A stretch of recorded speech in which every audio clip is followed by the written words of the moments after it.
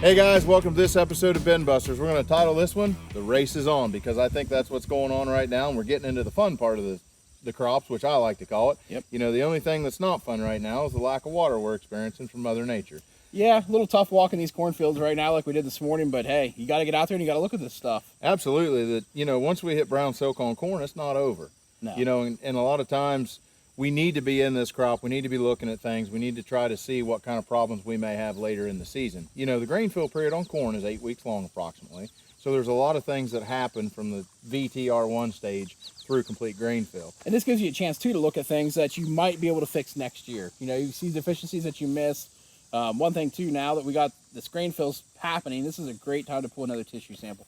Pull that ear leaf off and, you know, get the sample results back from that. Absolutely. So one thing that we're doing, you know, we took tissue test prior to the fungicide application. Now we take a tissue test after the aerial fungicide application to see where we move the mark, you know, with those micronutrients that we are putting on, based off what the first tissue test was calling for. Yep.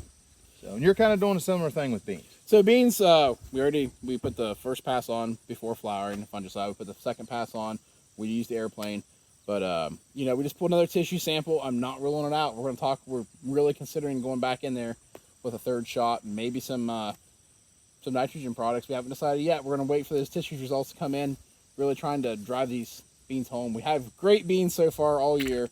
We don't really want to give up on them. You know, like last year we talked about never give up on a growing crop. Absolutely. And that's the biggest thing I learned last year on that corn. You know, I kind of gave up on my corn when I had a really good standard corn, had a lot of stuff going on for it, and I just kind of got, you know, thought I was going to take second place to you, and I did, but I still, you know, I would have had a chance to do a lot better if I wouldn't have given up on them. Yeah, and that's kind of, you know, back on the bean thing from last year.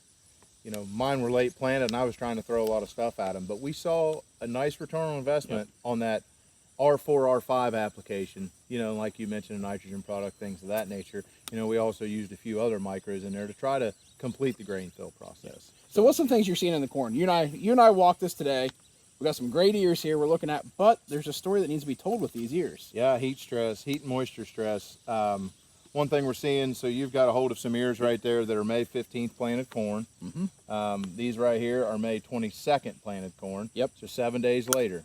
We're not seeing the kernel abortion in the later planted as we are that right there. If you remember, that went through a period of extreme heat and lack of moisture. Exactly. This caught a rain a little bit after that did. Exactly. So, you know, and there's a lot to be told. You know, the whole story of my corn looks amazing, but your corn may look amazing from the road. You need to get out in there and look at it. Get out in it, look at it, see what see what's there. You know, that there, it's going to be great corn, but the lack of moisture just took it from, you know, excellent down to good. Yeah. So, and what we're seeing with this one, you know, we still like what we see. If we can get another inch of rain, it's going to be good. It's going to be serious.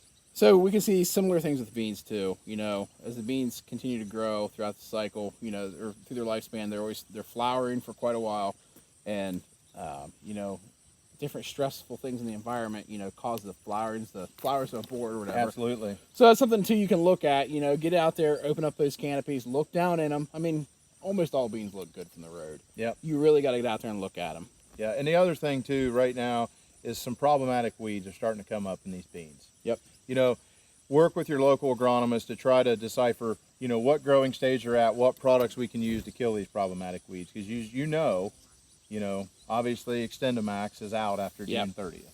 You know, Enlist, Liberty, glyphosate, so be it, whatever you're planning to use, work with your agronomist to make sure those products are still on label for these problematic weed situations. Exactly. Well, guys, thanks for tuning in. You want to head back out in this field, or you want to? I think lunchtime. It's your turn to buy lunch.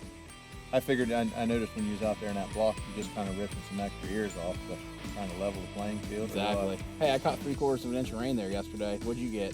I believe it said 0.10. It's going to be interesting. With that being said, the race is on, and it's a water thing right now. And, you know, the one thing that's cool, and we'll talk about it before we wrap up here, is crops that have a full nutrient balance and what they look like compared to crops that don't have a full nutrient balance. You know, crops essentially, a lot of nutrients get into the plant with water. Yep. You know, they get into the plant with water, so they have to uptake water to get it in. So the less water that they have to take up, the better they are to get those nutrients. Exactly. So the more management we do on the front end as far as fertility, the less drought stress we're seeing. Exactly.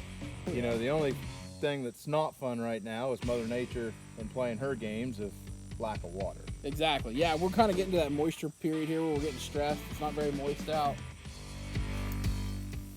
Moist? What, you never watched Mickey and Minnie Moist when you was a kid? Ronald Moist Donald. Hey, did you watch that fight between Connor Moist Gregor, Floyd Moist Weather? Yeah. Or did you buy it with your Capital One Moisture card? Yeah. Thanks again, guys. Appreciate you tuning in. Have a great day.